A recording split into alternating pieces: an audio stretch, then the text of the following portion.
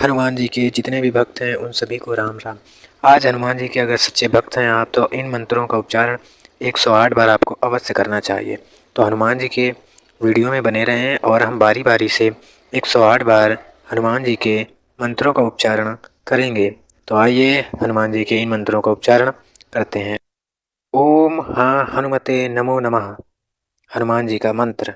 अगर आप में कोई भी संकट का अंत करना हो तो इस मंत्र का उच्चारण करें। ओम नमो हनुमते रुद्रवराय सर्वशत्रु संहरणाय सर्वरोग हराय सर्वशस्तिकरणाय रामदूताय स्वाहा। ओम हे भ्रीम हनुमते श्री रामदूताय नमः।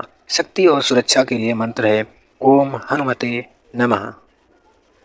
ओम हे भ्रीम हनुमते श्री रामदूताय नमः। शक्ति और सुरक्षा के लिए मंत्र है ओम हनुमते नमः।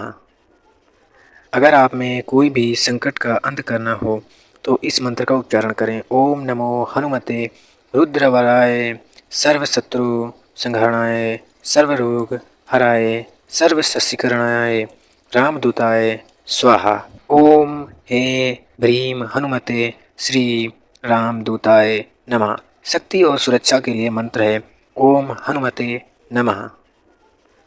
ओम हे भ्रीम हनुमते श्री रामदूताय नमः। शक्ति और सुरक्षा के लिए मंत्र है ओम हनुमते नमः।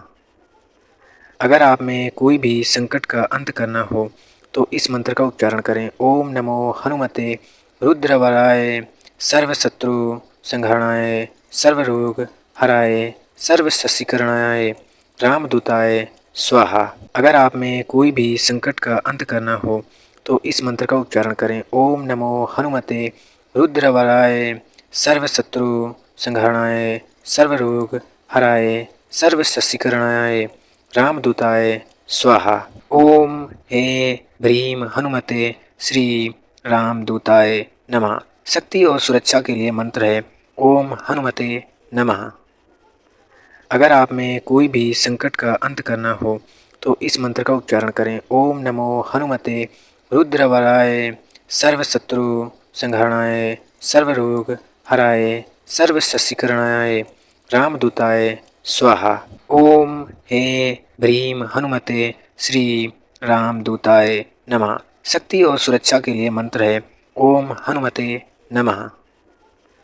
ओम हे भ्रीम हनुमते श्री रामदूताय नमः। शक्ति और सुरक्षा के लिए मंत्र है ओम हनुमते नमः।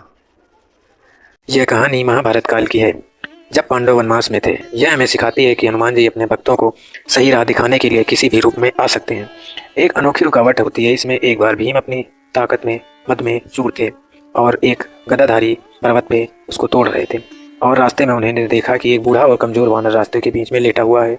भीम को बहुत गुस्सा आया। उन्होंने गुजरते हुए कहा, हे वानर, रास्ते से हट जा, तुझे पता नहीं कि मैं कौन हूँ? मैं बहुत ही बलशाली हूँ। उस बूढ़े वानर ने धीरे धीरे अपनी आंखें खोली और कहा, बेटा, मैं बहुत बूढ़ा हूँ, बीमार हूँ, मुझ में हिलने की शक्ति नहीं है। अगर तुम्हें आगे जाना है तो मेरी पूंछ हटाकर किनारे कर दो और आगे बढ़ जाओ। ताकत का घमंड भीम के ऊपर सर पे चढ़ रहा था। उसे एक मामूली वानर समझकर उन्होंने उसकी पूंछ हटाने के लिए आगे किया। उन्होंने अपनी बाईं हथेली से पूंछ हटाने की कोशिश की, लेकिन वह पूंछ टस से मस नहीं हुई। भीम को आश्चर्य हुआ कि एक कमजोर और लाचार वानर इतना शक्तिशाली कैसे हो सकता है। उन्होंने अपने दोनों हाथों से पूरी ताकत लगाकर पूंछ उठानी चाहिए, लेकिन पूंछ अपनी जगह से 1 इंच नहीं हिली। भीम का पसीना छूटने लगा। उन्होंने उसे समझा, कहा कि यह कोई साधारण वानर नहीं है। भीम का अहंकार पल भर में मिट्टी में मिल गया। वे उस वानर के चरणों में गिर पड़े और क्षमा मांगते हुए बोले, हे प्रभु, आप कौन हैं? कृपया अपना असली परिचय दें।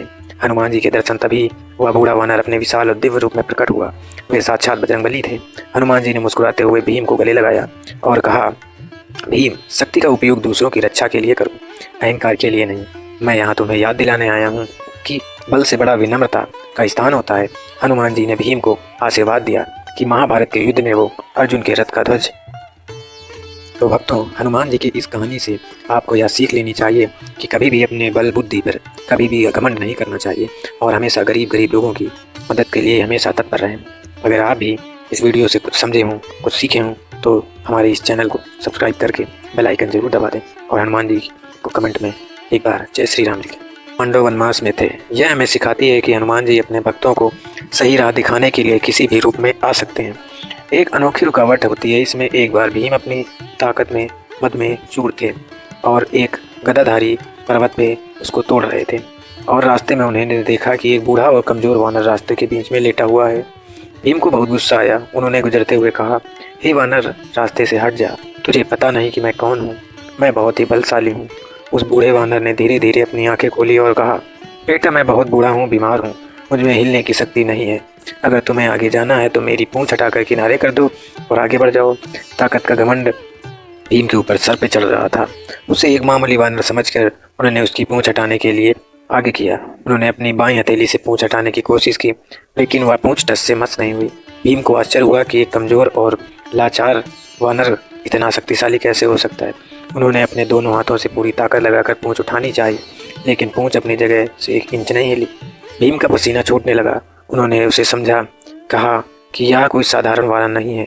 भीम का अहंकार पल भर में मिट्टी में मिल गया।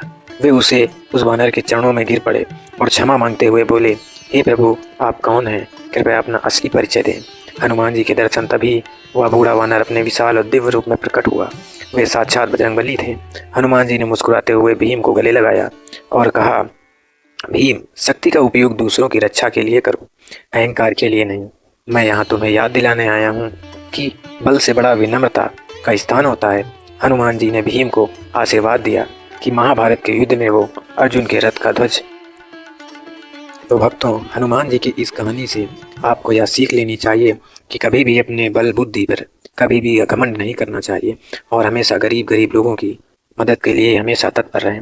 अगर आप भी इस वीडियो से कुछ समझे हों, कुछ सीखे हों, तो हमारे इस चैनल को सब्सक्राइब करके बेल आइकन जरूर दबा दें और हनुमान जी को कमेंट में एक बार जय श्री राम लिखें।